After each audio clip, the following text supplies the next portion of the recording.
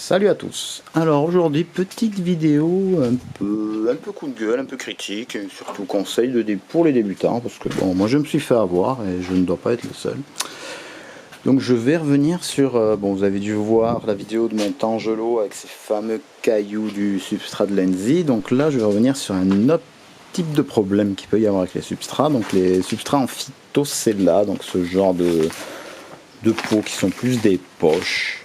Donc en fait, j'avais eu un citronnier chez Noz en promotion à 15 € qui était en phyto. Bon, c'était un tout début que j'avais eu ça. Je trouvais quand même très étonnant ce mélange parce que c'était de l'argile très dure quand il séchait. Enfin voilà, tout ce qui est déconseillé, on va dire, pour les agrumes. Mais bon, vu que c'est vendu comme ça, je ne me suis pas posé de questions. J'ai rempoté ça et bon, le citronnier commence à avoir des débuts de gommose, des maladies parce que les racines s'étouffent. Donc déjà, merci. Et en fait, ces autres arbres aussi ont été achetés en phyto. Donc je les voyais stagner. Au rempotage, j'avais été étonné car le bas de la mode du phyto était très sableuse. Et en fait, je ne me suis pas inquiété du dessus. Mais en arrosant, bon, j'avais bien planté à la limite du collet pour ne pas avoir de problème de collet. Mais je remarquais qu'en fait, le dessus du phyto était de l'argile. Donc je me suis amusé à dépoter tout ça, comme j'ai fait pour les Lenzi pour retirer les cailloux. Donc j'ai dépoté tout ça, nettoyé les racines. Et voilà, je vais vous montrer ce qu'était le substrat d'origine. Donc voilà. C'était ça.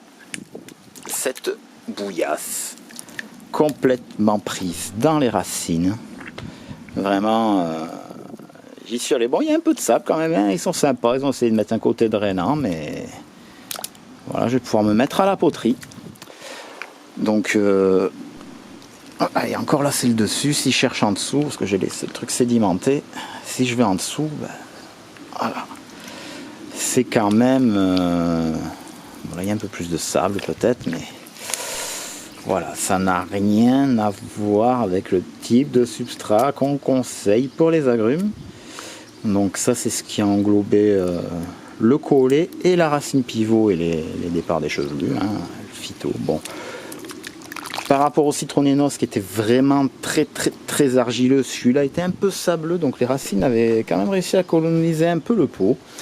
J'étais étonné, mais voilà. Bon, maintenant, j'ai tout nettoyé et je laisse ça à l'ombre. On va voir si ça permet de les réveiller, parce que pour le moment, c'est resté en carence, malgré un petit ajout de fer, d'engrais. Donc là, espérons que d'avoir mis à nu les racines et qu'elles soient directement en contact avec le bon terreau fasse quelque chose de positif. Bon.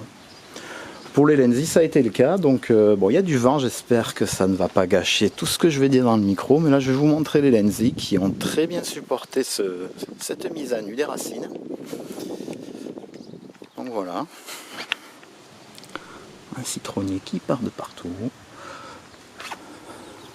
le cédrat, bon, Chiantigny écorce lui, on va pas en parler, le macro panaché qui part en tous les sens, porte du commandeur, bon, ça part, lime Tahiti de panaché, c'est pareil, bon.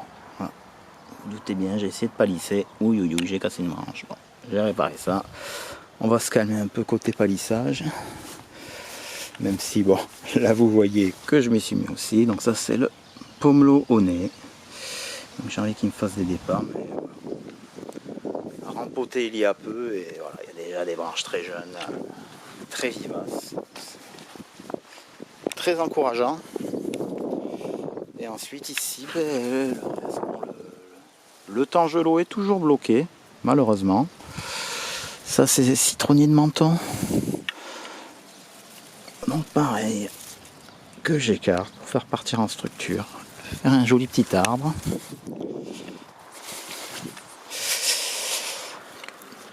Et de l'autre côté aussi.